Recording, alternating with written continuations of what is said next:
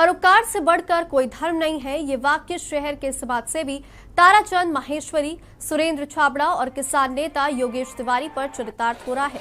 जहां शहर में एक अनूठा आयोजन हुआ। निःशक्त सेवा समिति और समाजसेवी और जनप्रतिनिधियों के संयुक्त सहयोग से 5 दिव्यांग जोड़ी का विवाह संपन्न हुआ। समारोह में बिंदास संघ राजेश, सरस्वती संघ घनश्याम, प्रदेश नींद संघ ओम प्रकाश, अनीता संघ मुकेश, जागेश्वरी संघ दिनेश परिणय सूत्र में बंधे। समारोह में जिले भर से आए गणमान्य नागरिकों ने शिरकत की।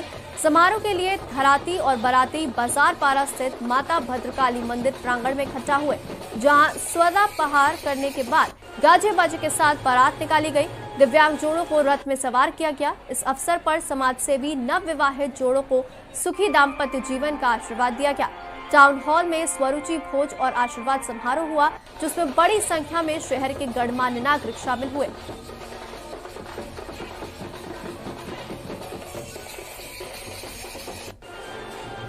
ये आज दिव्यांग लोगों की शादी का कार्यक्रम है। 5 जोड़ों को हम लोगों ने शादी और विवाह बंधन में बांधने का कार्यक्रम रखा है और आज बहुत पावन पर्व है कि हम लोगों को ऐसा सौभाग्य प्राप्त हुआ है कि ऐसे दिव्यांग भाइयों का शादी करवाने के लिए हम लोगों को चुना गया है और हम लोग सौभाग्यशाली है।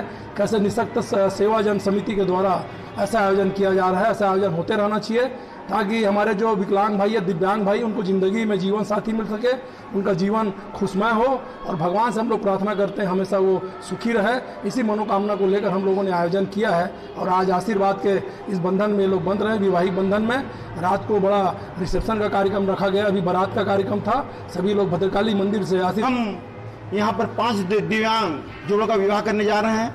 हमारा मकसद वो है जो शोषित है, पीड़ित है, वंचित है या किसी वजह से इनका विवाह नहीं हो पा रहा है। हमने सर्वप्रथम परिचय सम्मेलन कराया, उसमें सैकड़ों की संख्या में छत्तीसगढ़ से लोग आए। उसके पश्चात 5 जोड़ी यहाँ पर बनी और 5 जोड़ी बनी है और वह जोड़ी को हमने रोजगार भी उपलब्ध करा रहे हैं, दहेज नहीं दे रहे हैं, उसके जगह रोजगार दे रहे हैं और 1000 लोगों की खाने पीने की व्यवस्था की गई है।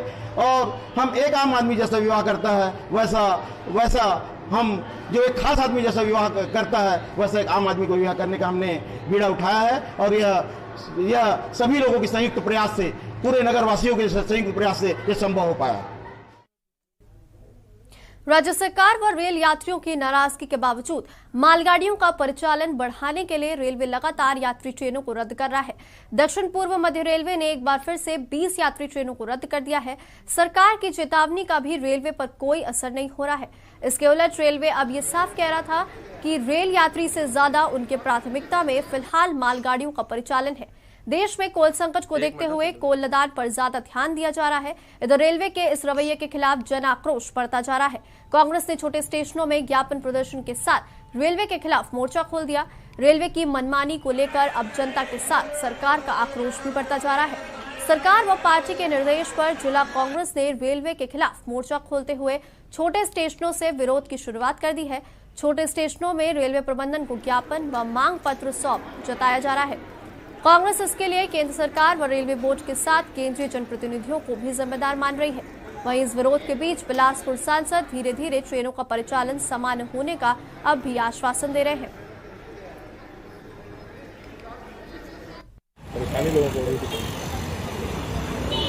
रेलवे भारतीय जनता पार्टी की केंद्र में सरकार है। छत्तीसगढ़ में विशेषकर बिलासपुर रेलवे जोन सबसे आमदनी देने वाला जोन साबित हुआ है। रेलवे प्रशासन और भारतीय जनता पार्टी के नेताओं को यह पता है कि छत्तीसगढ़ में कांग्रेस की सरकार है, छत्तीसगढ़ियों की सरकार है और केंद्र सरकार छत्तीसगढ़ियों को तकलीफ दे रही है, परेशानी दे रही है। और यहाँ के भारतीय जनता पार्टी के चाहे सांसद हों चाहे नेता हों वो लगातार चुप बैठे हुए हैं। महसूस किया है, लगातार मैं भारत सरकार के और रेलवे के अधिकारियों से संपर्क में हूँ। ट्रेनें धीरे धीरे करके सामान्य होगी आप और लोगों की आवश्यकता के अनुरूप शीघ्र ही ट्रेन संचालित होने लगेगी। ये कुछ डेडलाइन तो होगा? आंदोलन की आवश्यकता नहीं पड़ेगी। भारत सरकार लोगों की सुविधाओं के लिए तत्पर है और शीघ्र ही ट्रेनों का नियमित संचालन प्रारंभ हो जाएगा। एक्सप्रेस पेयर ट्रेन है और 6 पैसेंजर ट्रेन है, ये कुल मिला के अभी कैंसिल है, जिसमें कि 10 इसमें SCCR की अपनी ट्रेनें हैं, 10 पेयर अपनी ट्रेनें हैं जो कि कैंसिल है। और अभी जो वर्तमान में कुछ ट्रेनों का जो कैंसिलेशन था उसको एक्सटेंड किया गया है। उसमें 5 पेयर मेल एक्सप्रेस ट्रेन और 5 पेयर मेमू ट्रेन हैं, इनको कैंसिल किया गया है। कुल मिला के हम देखें तो यह रेलवे बोर्ड के द्वारा निर्देश के अनुसार किया गया है ताकि गुड्स ट्रेनों का डिस्पैच अधिक से अधिक हो सके और कोल ट्रेनों को बेसिकली कोल लोडिंग ट्रेन जो है उनको हम लोग प्रायोरिटी बेस पे चला सकें।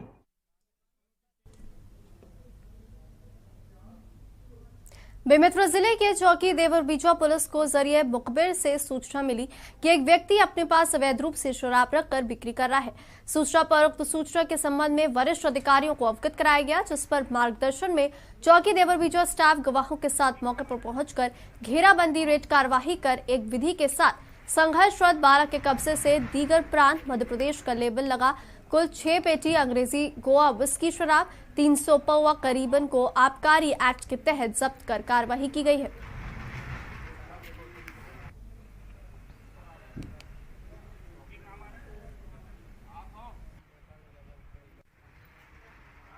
बेमेतरा जिले के चिखली गांव निवासी आरोपी को न्यायालय ने आजीवन कारावास की सजा से दंडित किया है। मामले में बता दें कि घटना की रात्रि कान्हा पटेल तथा ठाकुर राम टिप्पणी बनरका गांव के मुख्य मार्ग से अपने गांव जा रहा था। दूसरे दिन यह पता चला कि सुरेश की हत्या हो गई है। पता चलने पर कान्हा पटेल ने घटनास्थल जाकर देखा तो मृतक के गले व पेट में चाकू की चोट के निशान थे, खून निकला था तथा आरोपी का गुलाबी रंग का रेनकोट घटनास्थल पर पड़ा हुआ था, जिसे रात्रि में आरोपी को पहने हुए देखा गया था, जिसकी सूचना मृतक सुरेश के मामा लच्छी साहू द्वारा थाने में दी गई थी। घटना के पूर्व अंतिम बार आरोपी तथा मृतक को एक साथ देखने पर प्रकरण आधारित होने से साक्ष्य विवेचना पश्चात प्रकरण संदेह से परे प्रमाणित होने के कारण आरोपी को पंकज कुमार सिन्हा अपर सत्र न्यायाधीश बेमेतरा ने निर्णय पारित करते हुए आजीवन कारावास के दंड से दंडित किया है।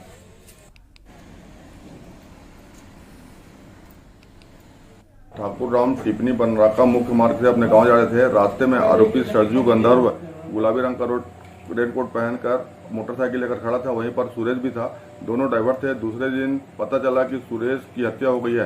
पता चलने पर घटनास्थल गया, वहां जाकर देखा मृतक के गले तथा पेट में धारदार चाकू का चोट का निशान दिखाई दे रहा था, खून निकला हुआ था तथा आरोपी का गुलाबी रंग का रेनकोट घटनास्थल पर पड़ा हुआ था, जिसे रात्रि में आरोपी को पहने हुए देखा था। हत्या की सूचना मृतक सुरेश के मामा लक्ष्मीराम साहू द्वारा दी गई है। घटना के पूर्व अंतिम बार आरोपी तथा मृतक को एक साथ देखने पर आधारित प्रकरण में साक्ष्य संदेह से परे प्रमाणित होने के कारण आज दिनांक 6/5/2022 को आरोपी सरजू गंधर्व को न्यायालय श्रीमान पंकज कुमार सिन्हा अपर सत्र न्यायाधीश बेमेतरा के द्वारा निर्णय पारित करते हुए आजीवन कारावास के दंड से दंडित किया है। छत्तीसगढ़ के पूर्व मुख्यमंत्री डॉक्टर रमन सिंह ने मुख्यमंत्री भूपेश बघेल और मंत्रियों के दौरे को लेकर तंज कसा है। उन्होंने कहा कि एक यात्रा का मुंह उत्तर दिशा में है, एक दक्षिण दिशा में है। टीएस सिंहदेव की यात्रा में कलेक्ट्रेट एसपी को प्रतिबंधित किया गया है। 3.5 साल की सरकार में ये हाल हो गया। 30 बिंदुओं पर हम भी विकास यात्रा और ग्राम स्वराज यात्रा निकाला करते थे, जबकि अब जो यात्रा हो रही है उसमें 3 हेलीकॉप्टर के साथ मनपसंद और चमचमाते गद्दे रखे हैं, रेड कार्पेट बिछा हुआ है। ये कैसी यात्रा है? हेलीकॉप्टर में बैठी सरकार की सोच भी हवाई है। बच्चों को 10 मिनट हेलीकॉप्टर में बैठने से उनके जीवन में कोई बड़ा परिवर्तन नहीं आएगा।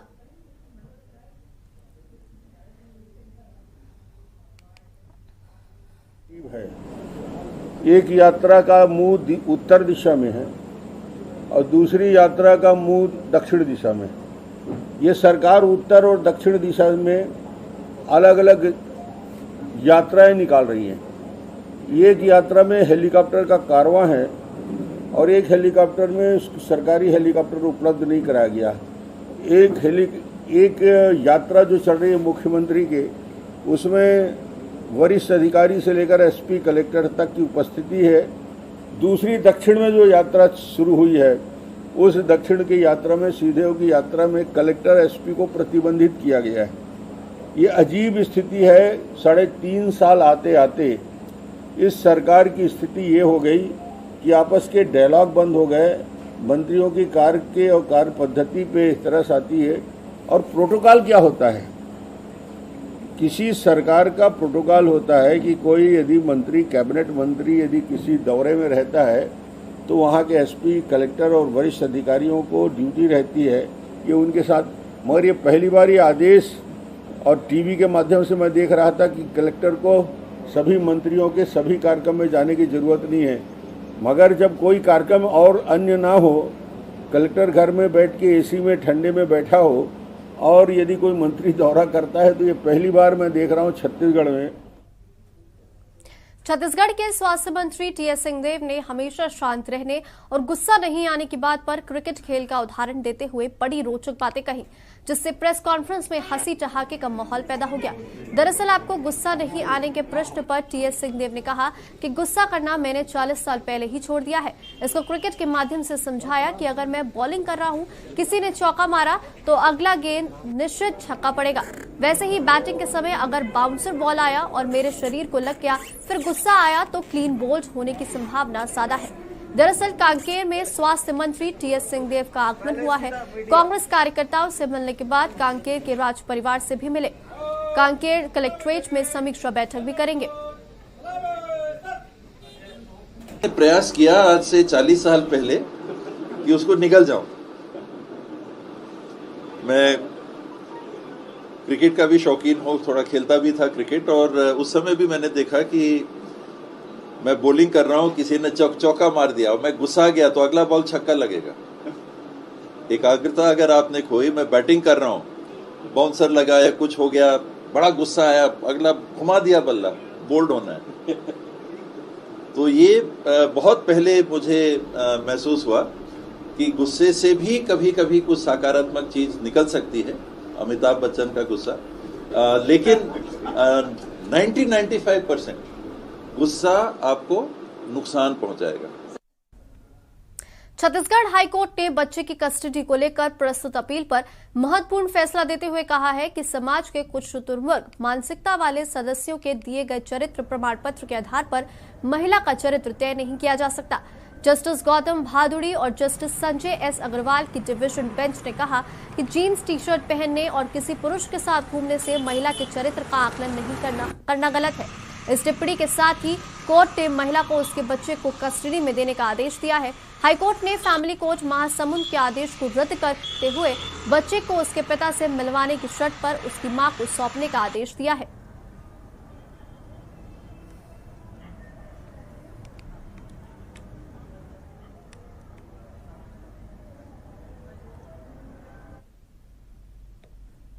Swami Atmanand English medium school कसडौल में प्रवेश की प्रक्रिया शुरू हो गई है। आपको बता दें कि Swami Atmanand English medium school कसडौल में प्रवेश के लिए पात्र छात्रों की छंटनी प्रक्रिया प्रारंभ कर सूची जारी कर दी गई है। Swami Atmanand English medium school के प्राचार्य संतोष वर्मा ने बताया कि शासन के निर्देशानुसार भर्ती प्रक्रिया जारी है और इसके लिए पात्र छात्रों की सूची जारी कर दी गई है। जिन पालकों को लगता है कि उनके बच्चे पात्र हैं और अगर उनका नाम छूट गया तो ऐसे पालक 9 मई तक दावा आपत्ति कर सकते हैं। गौरतलब है कि छत्तीसगढ़ सरकार की महत्वाकांक्षी योजना Swami Atmanand English medium school का संचालन कसडौल नगर के गुरु घासीदास उच्चतर माध्यमिक विद्यालय में हो रहा है। चयन प्रक्रिया में अभिभावकों की आशंका हेतु 9 मई तक दावा आपत्ति प्रक्रिया रखी गई है। लोगों की माने तो चयन प्रक्रिया में पालक और अधिकारी शॉर्टगार्ड की आशंका अभी से जताई जा रही है। स्वामी आत्मानंद स्कूल में प्रवेश हेतु जरूरी दस्तावेज में अहम रूप से गरीबी रेखा राशन कार्ड धारकों को पहले प्राथमिकता दी जानी है।